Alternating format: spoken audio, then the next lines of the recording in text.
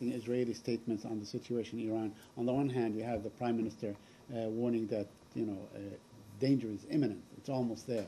And on the other hand, there are Israelis in this town, officials that are saying basically that the sanctions are working and the United States is basically conducting the proper policy.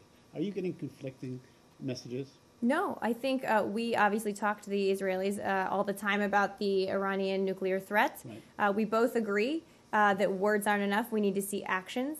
We both agree that they can't be allowed to acquire a nuclear weapon, and that we're going to continue working diplomatically with the P5+1 to see if we can resolve this peacefully.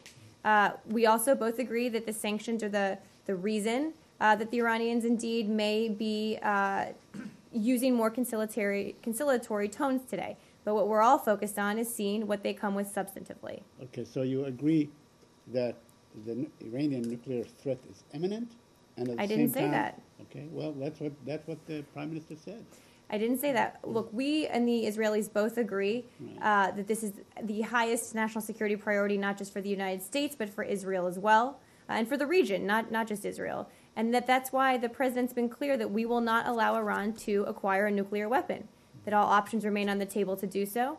But I think it's also important to be clear here, heading into next week when we'll be in Geneva, that we have an obligation to try diplomacy, to try and resolve this peacefully, in large part, because the alternative has a lot of incredibly grave consequences that would go along with it. There's a reason, for everybody's sake, that a diplomatic resolution to the Iranian nuclear crisis would be preferable.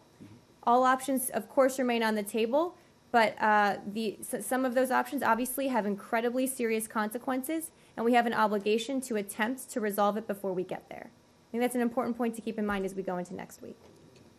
Anything else? Yes. Can I go to Libya? Yeah.